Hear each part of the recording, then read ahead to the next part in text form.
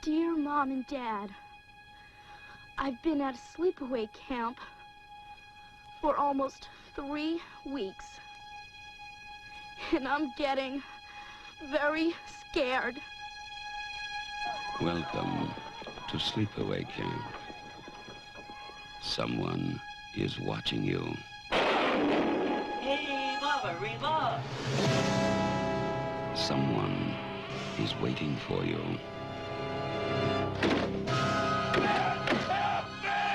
Someone wants to scare you to death.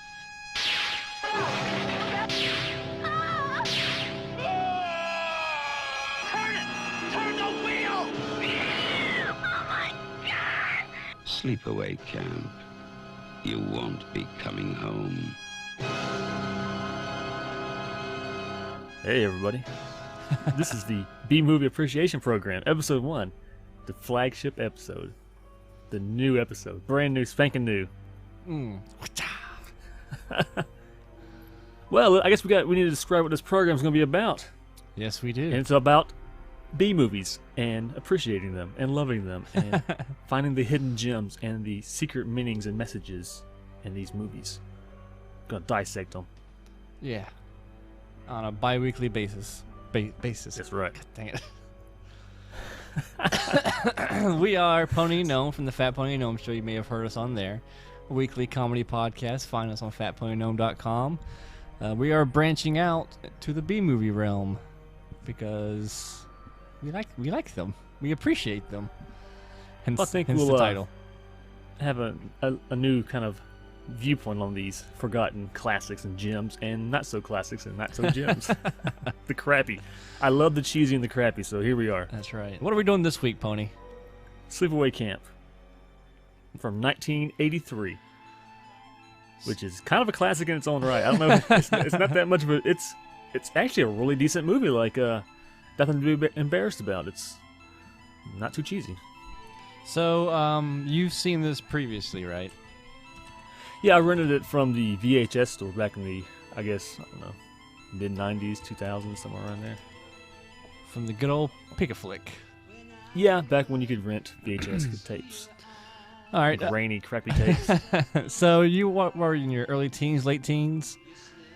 I would say probably my early teens when I saw this one. So have you watched it since then? I mean, no. I mean, aside from preparing for this podcast? Not really. I was a bigger fan of the sequel. I watched a lot. Mm-hmm. The first one I've seen like maybe once when I was younger, and that was pretty much it. And then I rewatched it, and I was pretty impressed. I'm like, wow, this is a darn good film we're reviewing this week. That's right. All right. I think I must have seen it because I don't want to do any spoilers, but there's one particular scene that I have never forgotten. So I must have seen it. Well, like maybe I was just passing through to the kitchen to get some corn dogs, and you guys were watching. Like, ah!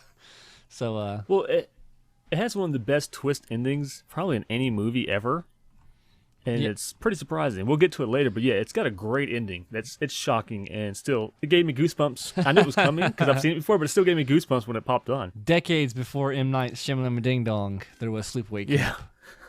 Yeah. So I think I'll go ahead and read you the back of the VHS tape. Kind of give you the synopsis of the film. Because on the cover of the VHS is a knife going through a tennis shoe, and it's all bloody, and it says Sleepaway Camp. So the back is a picture of a piece of paper, like a children's letter to home, like a kid writing to his parents at Sleepaway Camp. Oh, okay. And it says, "Dear Mom and Dad, you've got to get me out of here right away. There's a crazed killer on the loose, and kids are being scared to death, and a girl was brutally stabbed while taking a shower, and nobody's doing anything about it. Your peaceful, perfect place to meet girls has become a slaughtering ground for a bloodthirsty, murdering monster. Wait a minute. I think I heard someone coming up." Wait, who writes a bunch of blood splatters? Who writes that as they are, like, as they're getting stabbed? They're like, getting stabbed. I gotta get this down. Well, the thing is, it doesn't really. That makes you think the kids know all along there's a murderer loose. Mm-hmm. But during the whole movie, the kids are oblivious to murder. They think it's just somebody got hurt. You know what I mean? Yeah, they don't know there's a killer loose. So it's kind of misleading, but it's a good little touch. So basically, this movie is about a summer camp, obviously, and some people start getting killed, and they don't know who's doing it. Some people think it's just an accident, And that's pretty much the basic plot of the movie. Well, through the movie, you actually don't know who's doing the killing because all through the killer's point of view, you only see hands. So, which is kind of an older technique of horror films that where you just you don't see the killer, you just see the hands doing the damage. But it centers around a little boy named Ricky and a girl named Angela. That's like your main characters. Mm-hmm. Which for this, I was actually impressed because this film, the teenagers are actual teenagers and not 30-something. I was really impressed. Wow, there's actually kids in this movie. My favorite thing about the boy in the movie is he has the stereotypical his voice. I don't know how to describe it, but if you ever hear a teenager, like a young scrappy teenager's voice, it's this kid's voice. It's very distinct. He's like, "Get your hands off me, you pricks!" He's kind of like that. Yeah, pretty much that snarky, scruffy voice. The little boy Ricky, I guess he's like 13. He's kind of the outgoing, kind of cool, pretty cool little kid, and he's taken his shy cousin to camp. It's our first year. He's kind of like he's been to camp a few times, so he's he's a pro at these things. He knows she's ropes. Shy and awkward. But the beginning of the film shows the little girl and her brother in the water, playing around the water, and a boat comes and hits them and the father and kills them, except for the little girl. So that's how that opened. That's why later on in the film she's scared of water because she had a horrible accident in the beginning. Plot point right there. Rightfully so. Yeah. And let's see what this movie doesn't have a lot of murder in it for a horror film, I don't think. No, like it's advertised or put out as a horror film, but it's more like you don't even. It's not a slasher film. Yeah, there's no. It's not really a body count. It's it's every once in a while. Not a lot of blood. Every once in a while somebody dies. Yeah, I think one person dies in the beginning, and then nobody dies till like towards the last 20 minutes of the movie. Mm-hmm. So they get to camp, and the little girl's having trouble adjusting because she's so quiet. She just stares out, and so she won't eat anything. So they take her to the. This is like the first 10 minutes of the movie. There's this guy who's a camp counselor. He's like Tony Danza. It's like, "Hey, how's it going, brother?" He's like real New Jersey like. It's like, "Hey, you don't want to eat? Let's go to the kitchen. We'll find you something to eat." So he takes her to this the cook, which is your typical big, burly, greasy, scary man who, in the beginning of the film, saw the little girls getting off the bus and he's like, that's what we call baldies. Look at all that young, fresh chicken. Where I come from, we call them baldies. Just a creepy man. If you didn't know better, you're like, that man, that's the killer right there. Yeah. The guy who just had a toothpick was talking about they're called baldies. Mm-hmm. This is disturbing. So, Tony Danza, well, I don't know, I can't remember his name in the movie, but he leaves the girl with the cook. And what does the cook do? He just takes her to the back room and just starts unzipping his pants. Right off the bat. Day one of camp. It's day one of camp. And 5 minutes ago, everybody knows the girl's with him. Somebody could come back and check while he's doing the horrible act. This is how perverted and scary this guy is. So he's getting his pants undone, and the little girl's just staring at him oh God. She's not just. And of course the little cousin runs in. Ricky runs in. "Hey, what are you doing?" He wants to fight the guy. Mm-hmm. He's a scrappy young lad. So we averted that disaster right there. We averted that trauma. See, I've never been to camp, and this is kind of what I think happens at camp. You get molested. People fight. There's knife fights. This is my idea of camp. I've never been, so I don't really know what actually goes on at camp. Yeah, from what I heard, camp is mainly you go to meet chicks, because you're the new guy, and you know what I mean. You don't have that hometown stank on you. You're like a new cool guy. Yeah, but we both know if I'm heading to camp, I'm the kid who there's one of my favorite parts in the movie is the kid with big glasses. I can't remember his name. He's I think they called him Mozart. He's a typical. I don't know if that's his name or nickname. He's a typical nerd kid in the 80s movies. Big glasses, button-up shirt that's gapping because he's a little bit chubbier. That's the gnome. That's where I would be in the camp. That's exactly. He's he's got this button-up flannel shirt and pants, and everybody else is wearing cut-off t-shirts and the shortest shorts ever, and he's fully dressed with long hair, and he's playing. They're all playing baseball. he's out there in the field somewhere. He's playing boxing on a little handheld, and the ball comes from him, and it's like the funniest part of the movie. The ball comes, and he goes, "Oh shit!" But he catches it. He's like a good catcher. It's funny. This is a horror film, but if you cut out like all the killing, you have a nice little summer camp movie. Like they're playing Feel-good baseball, movie, yeah. they're like hanging out in the camp. Hey, it's like a nice little drama camp movie. If you cut out the killing stuff. Well, that kid Mozart is the funniest character. Like they didn't focus enough on him. He having every part. He's a scene stealer. That little fat kid, whoever he is. So then you got to meet the villains of the show, which is these two camp counselors. One's a camp counselor, and one's like the head girl, like the girl in charge, kind of the mean girl, which is named the counselor that's in charge is named Megs, and she looks like she's like a year older than like the rest of the girls she's watching. And the mean evil girl's named Judy. Judy. She's mean. She like torments the little quiet girl. What are you staring at? Why don't you say anything? All kinds of stuff like that. Yeah. She won't take any showers because she don't have no hair down there. I'm like, that's a weird line. She's a baldy. Yeah, it's the 80s, man, early 80s. So that's your villain right there. And so you get to the first murder, which is back to that little pervert guy. Naturally. Yeah. So he's up there. I guess he's salting water. He's gonna put some corn on to boil. So he's like, there's this giant like boiling water thing, and he gets up there on a chair to put the corn in or whatever. And somebody, you see, there's like this masculine brown hand come and grab the chair. He's like, hey, get away from there! And they start pulling the chair. Hey! I'll kick your ass when I get down here. So they pull, whoever it is with the brown hand pulls the chair, and he basically falls and pulls the whole pot of boiling water on him. Mm-hmm. And like they kind of went overboard with the makeup on the burns. He has instant blisters. Like bubbly, like he just got burnt by, like, I don't know, alien juice off of aliens, like the alien blood. He's like, no! He's screaming. His hands are all like getting all it's like the toxic waste guy off of RoboCop. That's what I was going to say. It's exactly right. They like went way overboard. So they the paramedics come and wrap him up, and he's still screaming in the same position with his hands up. Yeah, he's like, can't you give this guy a little painkillers or something? Yeah. I don't think just a rap's going to solve this problem. So I don't know if he dies or not. They just wheel him out screaming. So that's the first kind of murder. And we're introduced to the kind of like the love interest of the movie.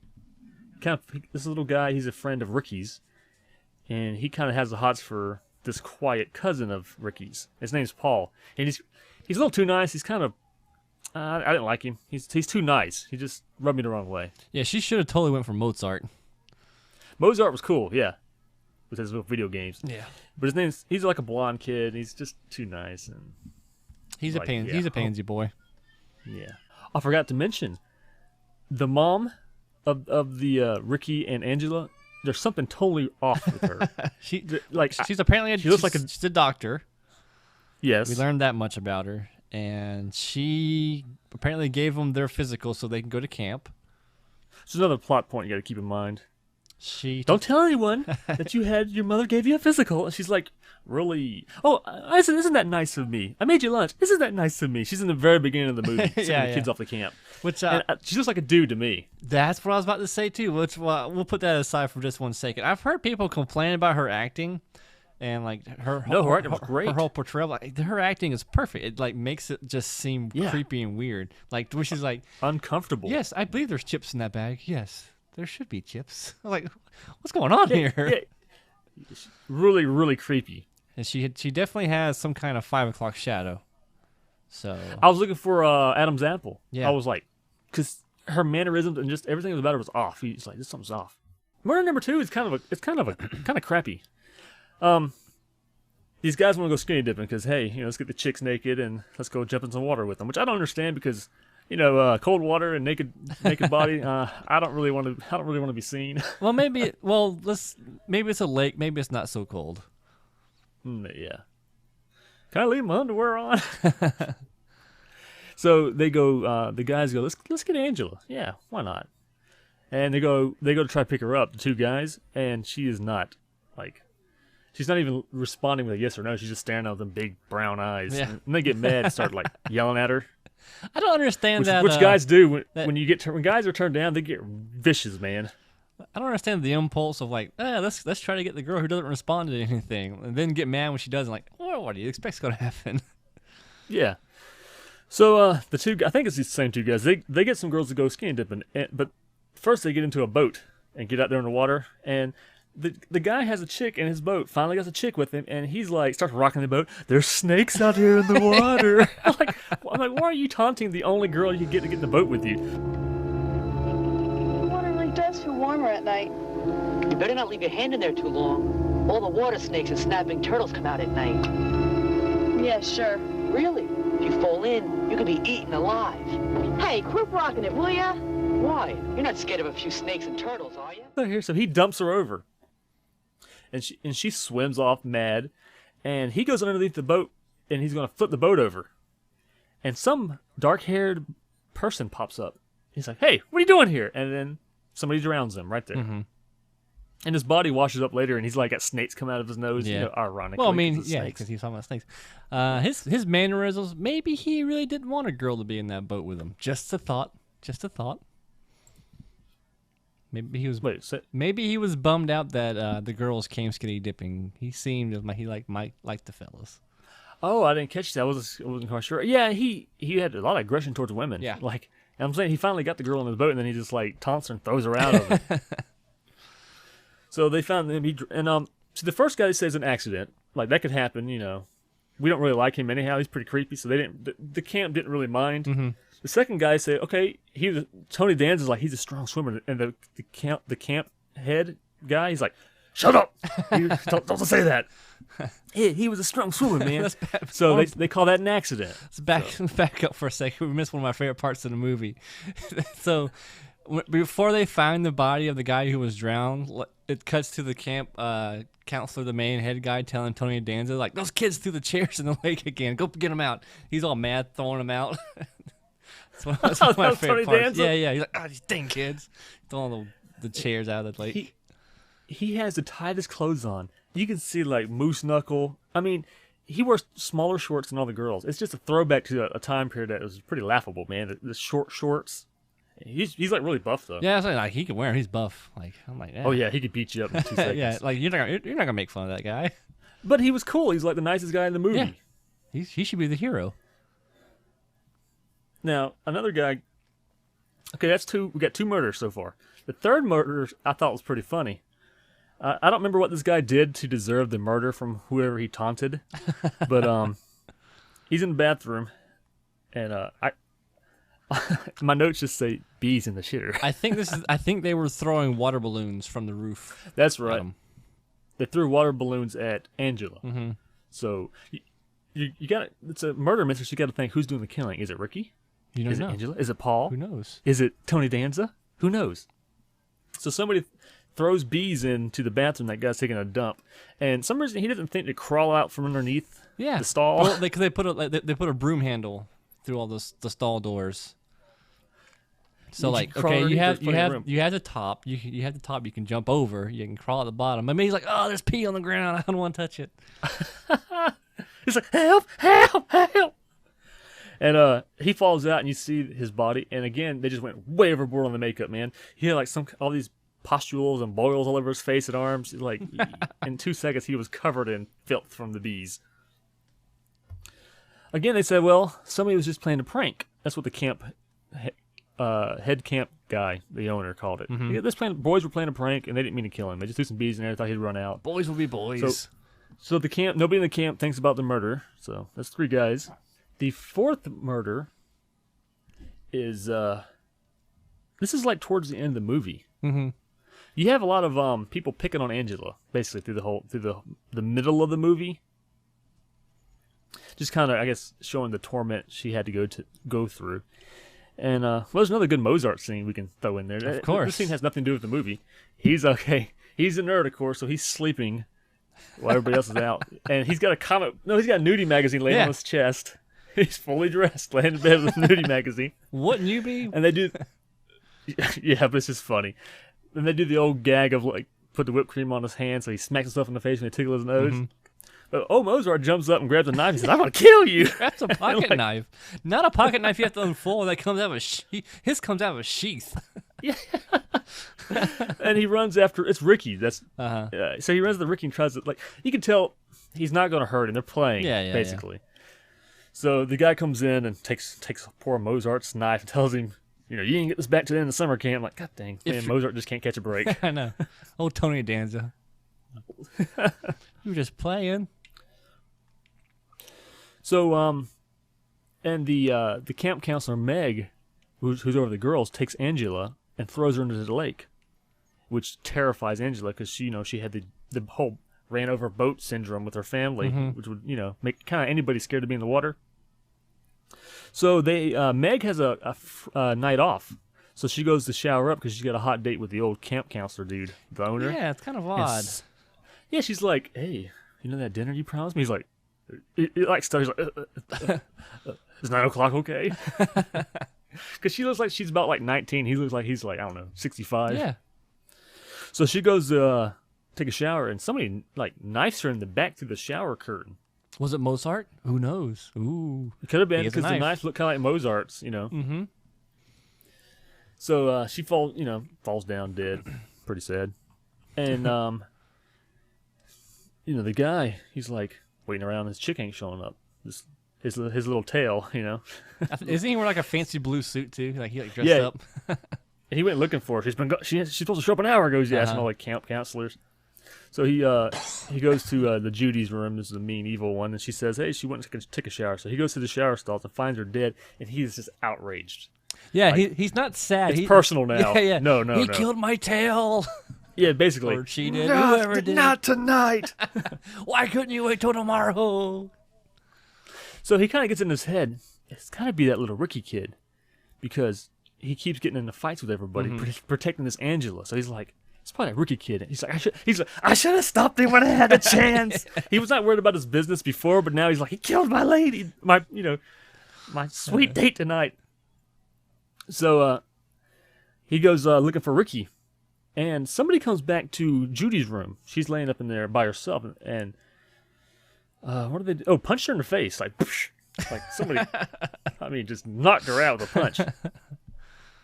And she was curling her hair. They take the curling iron and they put it in her somewhere, or they burn her up somehow. They don't show this, but I'm going to guess it was in the cooch. Ooh, that's just what I thought. Cause she's a slut of the movie. Yeah, they didn't really, that's up to speculation. So now we have 1, 2, 3, 4. That's 5 people dead, and we're at the last 20 minutes of the movie. Mm-hmm. We still don't know who's killing. We don't know who the killer is. No, and I don't know if you can figure it out just by probably everybody's smarter than me, so they probably figured it out. Now, here's the second most disturbing scene that I thought of the movie. The younger camp kids are taken on a hike to go camping at night with their counselor. These are I don't know, 7-year-olds. I don't know, about 6, 7-year-olds, I guess. Yeah, they're young. Yeah, and it's cold out, so 2 of them are 4 of them are sleeping in their sleeping bag, and 2 of them are cold, and they're like, "Hey, can we go back?" And so the camp counselor looks at this group and goes, I guess he figures it'll be okay I'm just going to drive these 2 kids back. So he drives these 2 kids back, and you see somebody taking a hatchet off the ground beside the camp kids and takes the hatchet off. So they're like, "Ooh, that's pretty bad." But when he comes back, see, I thought they were just going to take the hatchet and leave and use it as a murder weapon. Mm-hmm. He gets back, and somebody hacked up 4 of these kids right there. And it looked pretty gruesome. The sleeping bags were all bloody. I was shocked. I was like, "Oh, I didn't see that coming." I thought they were going to take that was going to be whoever's going to get killed next would get that in the back. I didn't think they were going to chop up the little kids who were sleeping. So do we know the motivation for the kids being killed? No, because I only have one theory, and it's not very good. After Angela gets thrown into the lake, they're walking her back, and there was 2 kids throwing sand on them. There was. Did all the kids suffer for those 2? These 2 little kids were throwing sand on it, and the camp's like, "Stop doing that! Get back in the water!" But yeah, just brutally murdered these little 7-year-olds. And so the camp owner's running around. So I got to find Ricky. I'm gonna kick his little butt. he finds him and like hammer punches his face. By the Thor of or by the hammer of Thor. It's like it's just brutalized this little kid. And he's all happy. He's like, yeah. So he stands up after beating this little, I don't know, 13-year-old with his bare fists and goes, "Oh my God, it was you! It was you!" So you know it's not Ricky. Ricky's not the killer. Somebody shoots him in the neck with an arrow. Like, I mean, perfect shot. Oh, Mozart's been practicing archery skills. Yeah. So, are we glossing over that scene that we've discussed earlier? Scary scene? No, not the scary scene. The not earlier today, just in general. You know, when the two fellas were in bed and the kids were spying on them. I didn't catch that. I didn't understand that part. I don't really know. There's like a flashback I don't scene. know what to say about it, so I'm not sure how to discuss Well, it. let me back it up for a second.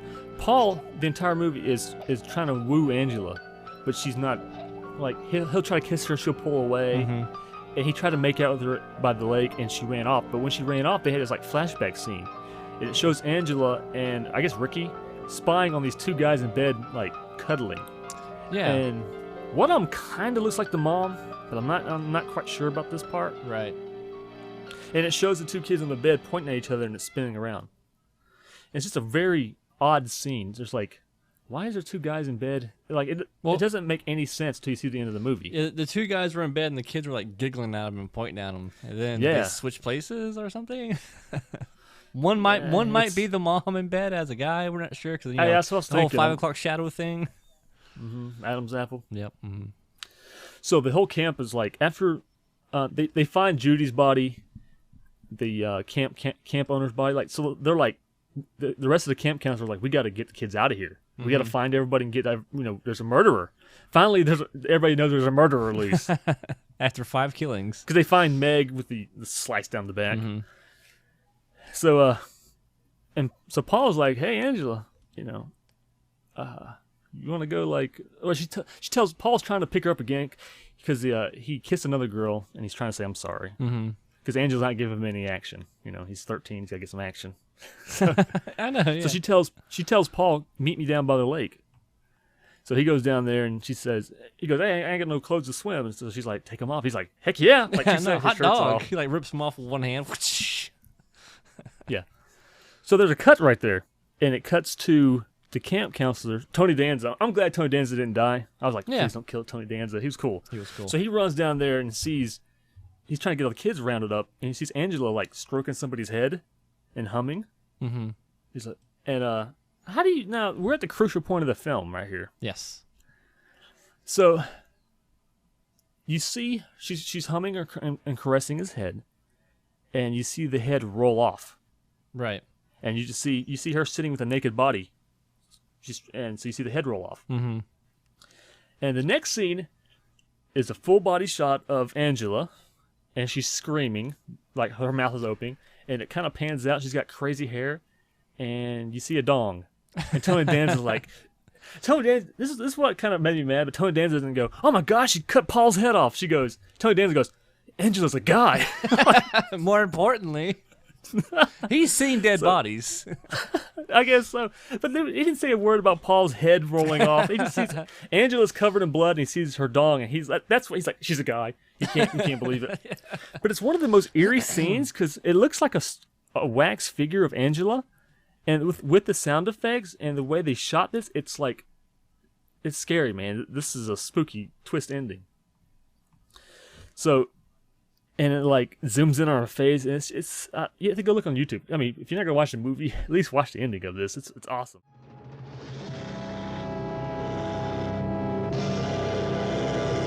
How can it be?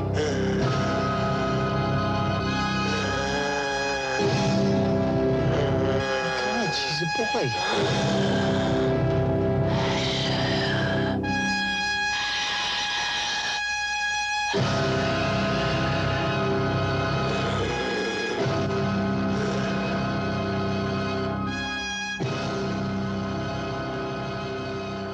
So Angela was a dude. So in the boat crash that killed the little girl instead of the little boy, you think Angela is the little girl that survived, but Angela was the little boy, and the mother says, we have a boy in the house. We can't have two, Paul. So your name will be Angela. So Paul, the little boy, is Angela. Yes. Dun dun dun. Plot twist. Plot twist. So that's why at the beginning she says, "Here's your, what do you call them? Your physicals," because Angela's dude. Right, because she can't go to a real physician. Yeah, and I guess that's why it shows them pointing at each other in the bed, the two kids, because it switches, I think. Mm-hmm. So I remember when I first saw this movie, I didn't see that coming at all. Oh no, I don't think anybody did. I think that I've read comments on YouTube and stuff like that from watching the movie, and that the last scene sticks with a lot of people. Like it's very I'll splice in the sounds from it. It's pretty disturbing. It's one of the more disturbing. I've never forgotten about it. And I think I've only seen it like passing. Like it's never gonna leave my mind. It's there forever. It's interesting though. Like it's a horror movie with like some weird gender issues, spliced in.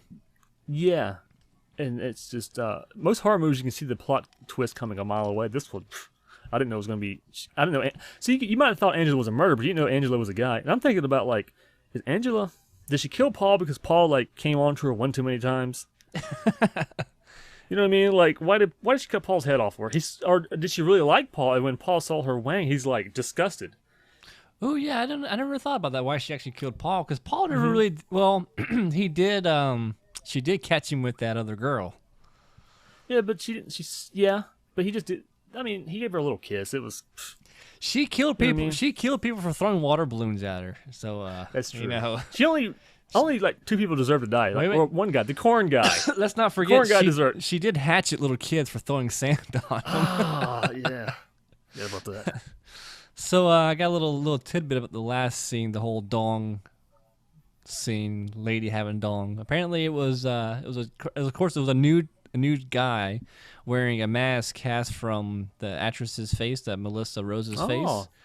And that's interesting. So beforehand, they even thought about making like a strap-on for her to wear, just be naked with the strap-on, but that was scrapped. And apparently the guy who stood in for Angela, he had to be drunk before he could film the scene. Oh, he was a very tiny fella in the pants, but the way it looked to me, it didn't look real. It looked like a composite shot of like two different figures. It looked kind of like that's what I always thought wax. too. Because I didn't think it was a guy. Did they ever move around? I don't think it even moved. It looked it was like a still image. It looked like the head didn't belong in the body, but the way it looked really creepy. Yeah, I didn't know it was an actual guy. They could have used a photo, man. They didn't. I mean, yep. But that is Sleepaway Camp, 1983. But after you learn that she's a guy, go back and watch it, because then you'll be like, this just think about Angela. And that's why she's so quiet and staring at the chicks all the time. She's probably like trying to hide her boner. She's a guy in the girls' camp. And if she's straight, she's like have some mixed feelings, Like chicken. Maybe that's why she was so quiet. Maybe she's like, oh god, getting hot again. Everybody's gonna see my boner. So we're hitting at 30 minutes on this here BMovie podcast. Yeah, I think we covered this pretty thoroughly. I think we did. Oh, also, I have to add. I don't know why, because it's always entertaining that the singer, guitarist, writer for CKY actually married Angela. Yeah. The reason that's funny is because he took a lot of inspiration from the movie. Like he named his band kind of after Sleepaway Camp, Can't Kill Yourself, and he put her the iconic shot of her screaming at the end of the movie. He put on one of his album covers, so he's a huge fan. And then he marries the girl, like score. Yeah, I know. His dream gal. Set your goals high and achieve them. Yeah. But a great movie. I think if you're gonna show somebody a horror movie, I think this is a good one to show people. It's a good nothing to be embarrassed about. It's a good lead-in. Like there's a little bit of romance, a little bit of killing, a little bit of camp stuff, good times. It's not over the top slasher, and there's no nudity at all. So that's one thing you have to worry about. Is there not nudity? There's not an ounce of nudity, except for Tony Danza in his tight shorts. Hey, what more do you need? So, but like every good horror movie, they make a bunch of sequels that are very over the top, that spoil the good name. But we'll get to them later. Yeah. All right, Pony. What I think we discussed on this podcast, we want to announce our next episode's movies so that listeners can watch the movie and join in, technically in the discussion when we talk next week or next bi-weekly, next 2 weeks. So you have time. You have 2 weeks to watch the movie. We'll watch it. So have you picked our next episode's film? I'm kind of torn with keeping going with the Sleepaway Camp series because there's like 5 of them, and they probably get worse as they go. Or we can jump to another series that is kind of similar. Is there really that many Sleepaway Camps? There's 3 official. There's a 4th that was abandoned halfway through, so that's like an hour long, and there's an actual 5th one that came out a few years ago. Let's do the second one, and then we'll lump the rest of them in. Okay. With that. Yeah. The 3rd episode of this show will be every other Sleepaway Camp movie thrown together. Okay, because I love the sequel. Yeah. So do I. I was like, I thought about doing another different movie, but the second one's so good. Mm-hmm. So next episode of the Fat Pony Gnome BMovie Appreciation Podcast is going to be Sleepaway Camp 2. It's on Netflix, so that's always a plus. If you don't have Netflix, I think it's on YouTube. You can find them. So. Well, I know the original's on YouTube and in HD too. Yes. So pretty awesome. All right, you B-movie fans, aficionados, we'll catch you next week.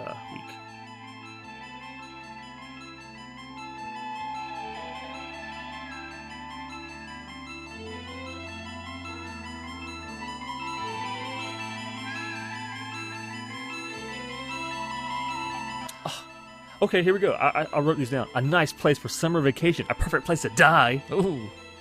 The camp's activity for today. Murder. That was the tagline from the movie. It comes as no surprise. You're slipping away. AJ, you're the love of my life. It's so cold at night. I'm begging you to stay. I know it's all a masquerade. I know you're not afraid. You're just what I've been looking for. No other boy can love me more. You're the only girl I adore. You're just what I've been looking for. Time man, your broken heart just don't fall apart.